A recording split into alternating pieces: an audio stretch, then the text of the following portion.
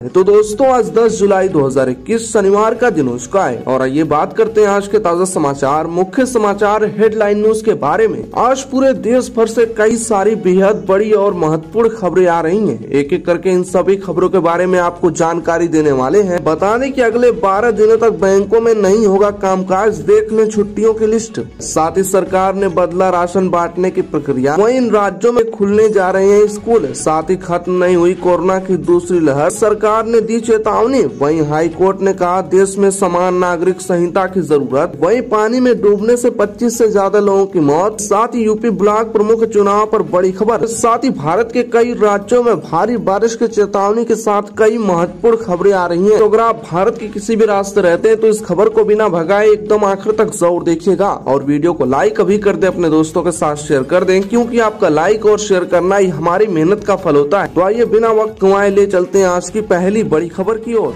स्वास्थ्य मंत्रालय की चेतावनी, खत्म नहीं हुई कोरोना की दूसरी लहर। देश के आधे से ज्यादा केस महाराष्ट्र केरल से। जी हां, आपको बताने की कोरोना संक्रमण के मामले देश में कम हो रहे हैं। कम होते मामलों के बीच स्वास्थ्य मंत्रालय ने चेतावनी दी है कि कोरोना की दूसरी लहर अभी खत्म नहीं हुई है। स्वास्थ्य मंत्रालय ने कहा कि देश में सामने आ रहे कोरोना के कुल नए मामलों में से 32% केरल और 21% महाराष्ट्र से सामने आ रहे हैं। नियमित प्रेस ब्रीफिंग में स्वास्थ्य विभाग की ओर से मसूरी के केम्प्टी फॉल्स का वीडियो भी दिखाया गया, जिसमें कई सारे लोग कोरोना का उल्लंघन कर रहे हैं। इस पर सरकार ने बड़ी चेतावनी जारी की है और मसूरी में भी कई प्रतिबंध लगा दिए गए हैं। दोस्तों अगली बेहद बड़ी खबर, दिल्ली हाई कोर्ट ने कहा देश में समान नागरिक संहिता की जरूरत, ये लागू करने का सही समय। जी हां, आपको बताने की दिल्ली हाई कोर्ट ने देश में समान नागरिक संहिता यूनिफॉर्म सिविल कोड की जरूरत पर जोर दिया। तलाक के एक मामले में फैसला देते हुए कोर्ट ने कहा कि देश में यूनिफॉर्म सिविल कोड की जरूरत है। कोर्ट ने कहा कि देश धर्म जाति कम्युनिटी से ऊपर उठ चुका है। जस्टिस प्रतिभा एम सिंह ने अपने फैसले में कहा कि आज का हिंदुस्तान धर्म जाति कम्युनिटी से ऊपर उठ चुका है। आधुनिक भारत में धर्म जाति की बाधाएं तेजी से टूट रही हैं। तेजी से हो रही इस बदलाव की वजह से अंतर धार्मिक और अंतर जाति विवाह या फिर विच्छेद यानी डाइवोर्स में दिक्कत भी आ रही है।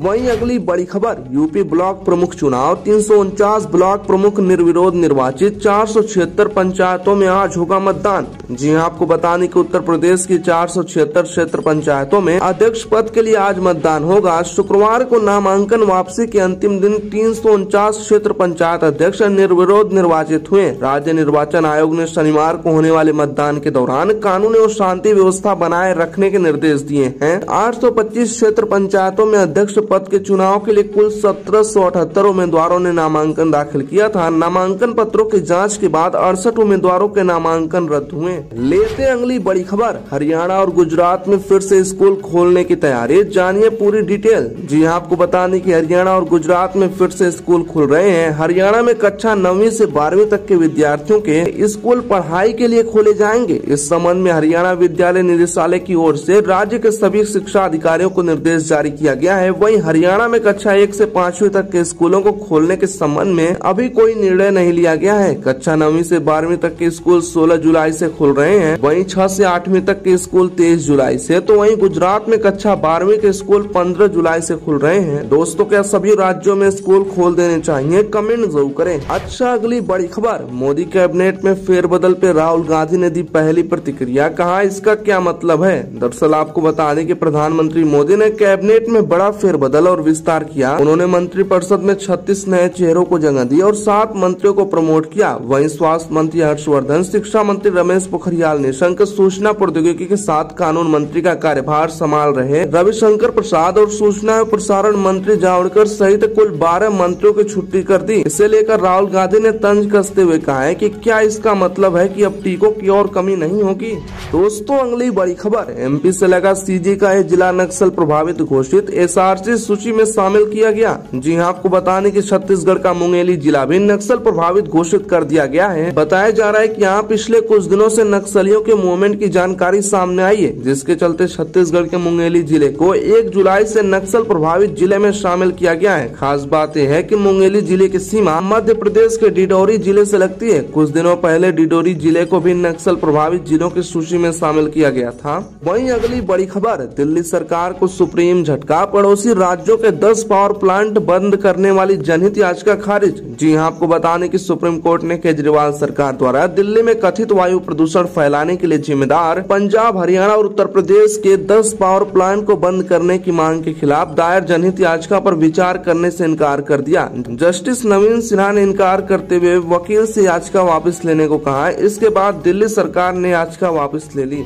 लेते हैं अगली बेहद बड़ी खबर, पड़ने वाली है बैंकों की लगातार छुट्टियां, अगले 12 दिनों तक नहीं होगा कामकाज। जी हां, आपको बताने की अगर आपको अगले कुछ दिनों बैंक से कोई काम है तो यह आपके लिए जरूरी खबर है। दरअसल अगले कई दिनों तक लगातार देश के अलग अलग राज्यों में बैंक बंद रहने वाले। अगले 5 दिनों तक तो लगातार ही बैंक बंद रहने वाले हैं। उसके एक दिन बाद छोड़कर अगले 6 दिनों तक छुट्टियां पड़ रही हैं। इनमें कई छुट्टियां वीकेंड की हैं तो कई छुट्टियां कुछ त्योहारों के पड़ने से होगी। 10 जुलाई को महीने का दूसरा शनिवार, 11 जुलाई को रविवार और बाकी पूरी लिस्ट यहाँ पे आप देख पा रहे कब कौन सा त्योहार है। अच्छा, अगली बड़ी खबर, योगी सरकार ने बदली राशन बांटने की प्रक्रिया, सीधे कोटेदार से मिलेगा अनाज, दलिया के बदले मिलेगा गेहूं। जी हाँ, आपको बताने की पोषाहार के तहत अब गाँव में गेहूं की दलिया की जगह गेहूं मिलेगा। वही अनाज सीधे कोटेदार से लाभार्थियों को दिया जाएगा। आंगनबाड़ी से लाभार्थियों को दिए जाने वाले पोषाहार में फिर परिवर्तन किया गया है। राज्य सरकार अक्टूबर 2020 से पोषाहार के रूप में सूखा राशन दे रही है, लेकिन हर तिमाही में कभी प्रक्रिया तो कभी सामान में परिवर्तन कर रही है। यह परिवर्तन अप्रैल से जून तक की तिमाही के लिए किया गया है। अब गांव के लाभार्थियों को गेहूं की दलिया की जगह गेहूं दिया जाएगा। वहीं चावल दोनों क्षेत्रों के लाभार्थियों को दिया जाना है। इस तरह अब गेहूं और चावल सीधे कोटेदारों की मार्फत लाभार्थियों को मिलेगा। अच्छा, अगली बड़ी खबर है, एलजेपी के विवाद में चिराग पासवान को लगा बड़ा झटका, दिल्ली हाईकोर्ट ने खारिज की याचिका। जी हां, आपको बताने की सुनवाई दिल्ली में हो लेकिन नजरें टिकी थी बिहार के लोगों की। बात हो रही है लोक जनशक्ति पार्टी एलजेपी की, जिसके लिए चिराग पासवान ने दिल्ली हाईकोर्ट में याचिका दाखिल की थी। बताने की खबर आ रही है कि कोर्ट ने चिराग की याचिका को खारिज कर दिया है। कोर्ट ने कहा है कि याचिका का कोई आधार नहीं है। दरअसल बताने की चिराग ने लोकसभा अध्यक्ष के उस फैसले की चुनौती दी थी जिसमें उनके चाचा केंद्रीय खाद्य प्रसंस्करण मंत्री पशुपति कुमार पारस के गुट को मान्यता दी गई। दोस्तों, अगली बेहद बड़ी खबर, उत्तर बिहार के 5 जिलों में डूबने से 21 लोग चल बसे, एक लापता, मझौलिया में ट्रैक्टर सहित 2 लोग बहे। जी आपको बताने की बेहद बुरी खबर आ रही है। मुजफ्फरपुर, बेतिया, मधुबनी और समस्तीपुर, मोतिहारी में डूबने की अलग अलग घटनाओं में 21 लोग चल बसे हैं। वहीं एक युवक लापता बताया जा रहा है। बेतिया में डूबने सगे भाइयों समेत 6 लोग चल बसे हैं और एक लापता है। मधुबनी में 2 किशोर सहित 4 को डूबने से चल बसे। वहीं समस्तीपुर में बूढ़ी गंडक में नाव पलटने से 3 लोग चल बसे हैं। इसके अलावा यूपी के अयोध्या में भी एक बड़ा भयंकर हादसा हुआ है। जी हाँ, आपको बताने कि एक ही परिवार के 11 लोग नदी में नाव पलटने से चल बसे हैं। नीचे कमेंट करके ओम शांति जरूर लिखें। वहीं अगली बड़ी खबर है, पंजाब में कृषि कानूनों के विरोध के बीच बीजेपी का बड़ा ऐलान, सभी 117 सीटों पर लड़ेगी चुनाव। जी हाँ, आपको बताने की भारतीय जनता पार्टी के संगठन महासचिव BL संतोष ने कहा कि पार्टी प्रदेश में अगले साल होने वाले विधानसभा चुनाव में राज्य की सभी 117 सीटों पर चुनाव लड़ेगी और राज्य में सरकार का गठन करेगी। प्रदेश में अगले साल होने वाले विधानसभा चुनाव के आलोक में भारतीय जनता पार्टी की राज्य इकाई के साथ बैठक करने यहाँ पहुंचे संतोष ने घोषणा की। पंजाब में इससे पहले बीजेपी अकाली दल के साथ मिलकर चुनाव लड़ती आ रही है, लेकिन अकाली दल ने बीजेपी का साथ छोड़ दिया है।